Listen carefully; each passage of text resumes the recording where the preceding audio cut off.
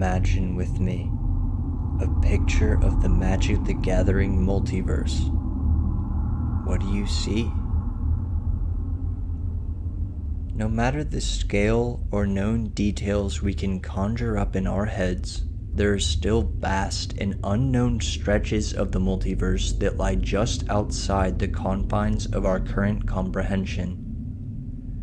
Perhaps within this multiverse are alternative realities in which the game of Magic itself was built under different circumstances.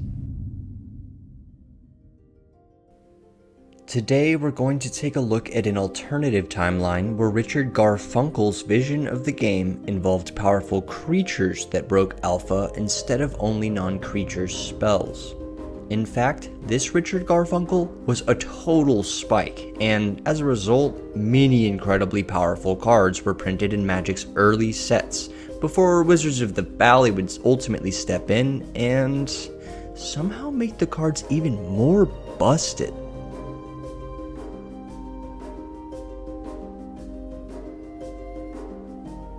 Then, on one fated night, studied to this day by Magic scholars, 360 absolute Giga Chad cards would be chosen by a council of 7 level 99 wizards for this timeline's all-powerful vintage cube.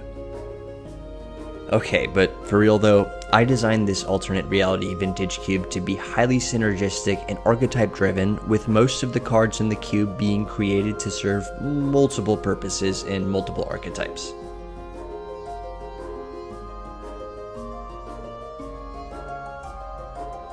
Speaking of which, the archetypes are Enter the Battlefield or Blink decks that are mainly green-white and can be aggressive or mid-range decks.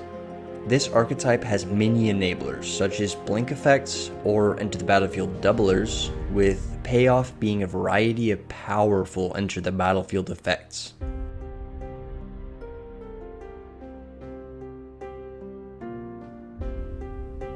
Next are the sacrifice decks that are primarily black-white but can splash green occasionally and tend to play towards a fast combo or a grindy strategy.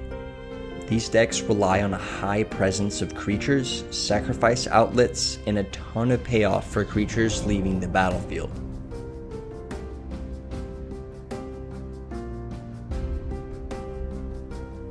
So, Richard Garfunkel really leaned into Storm in this timeline and made it strong in every color other than white. Not only are there a bunch of Storm cards in this cube, but there's also plenty of card advantage and mana generation to help spikes everywhere with a variety of busted combos.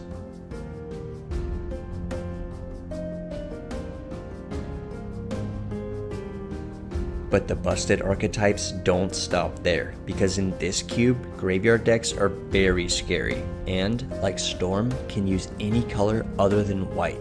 Not to say that white is struggling in terms of power level in this cube. In fact, I would say that all of the colors are around the same power level, unlike the traditional vintage cube where blue is superior.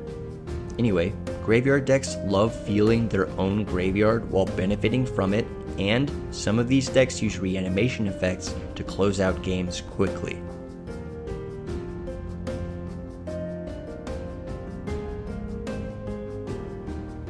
Just like in the original vintage cube, artifacts are totally nuts, but this time around they have their own archetype in blue-red.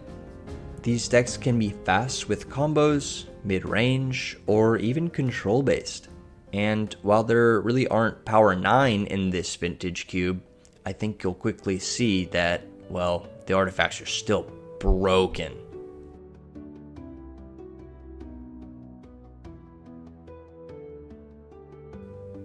Blue-red also has a Spellslinger's archetype, all about casting instants and sorceries alongside tempo or control-based payoff cards for slinging all those spells.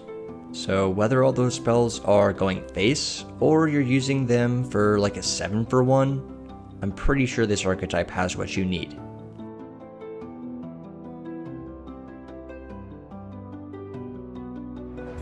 ramp is back in green, but notably not as present as in the original vintage cube due to a high number of aggressive green creatures. Still, green can make lots of mana while having access to some absolute monsters. Only win conditions that can immediately end the game really keep up with the board presence of these late game threats.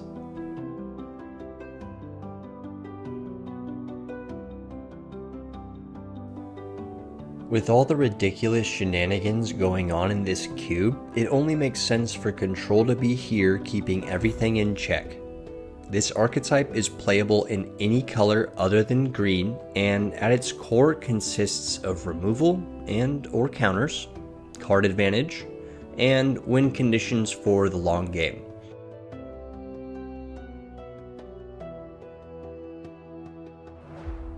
While Control plays the long game, aggro decks are here in green, white, and red to finish the competition in a blink of an eye. These cards, most of which are creatures, stay low on the curve and seek to accumulate damage as a critical mass of pain and destruction.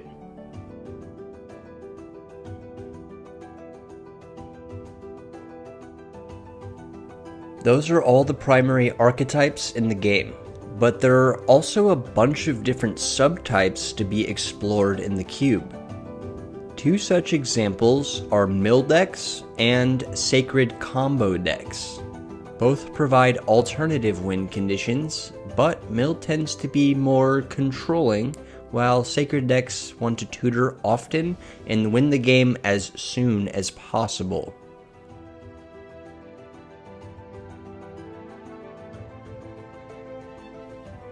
This cube honestly has so many different moving parts, and I can't wait to cover them all in more detail with you very soon. But for this short overview, I want to finish off with a discussion of lands in the cube.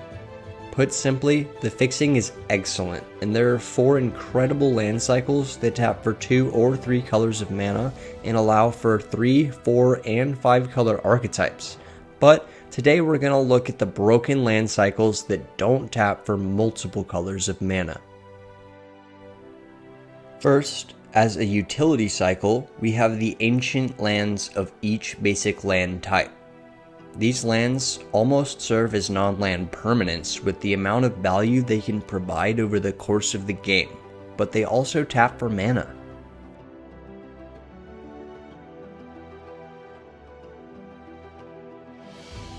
But who needs value when you can go fast? The Fabled lands can all tap for more than 1 mana and fit well into their color's different archetypes. Great for guiding deck building and providing speed to most archetypes in the cube, these lands are a true force to be reckoned with.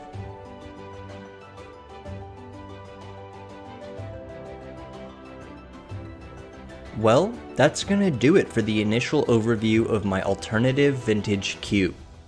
I want to be clear that I'm not trying to sell this product or claim ownership of the art used, as this is simply a proof of concept for a project I've been very passionate about for years. And hey, if you'd like to try out my cube and you happen to live near my neck of the woods in Austin, Texas, shoot me an email at xanthalargames@gmail.com so we can draft some busted decks.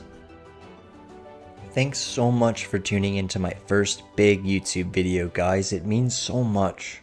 If you want to see more of my cube on the channel, now is the best time to subscribe, because if I see that people like what I'm doing, it'll be way easier for me to justify the costs to put out these videos.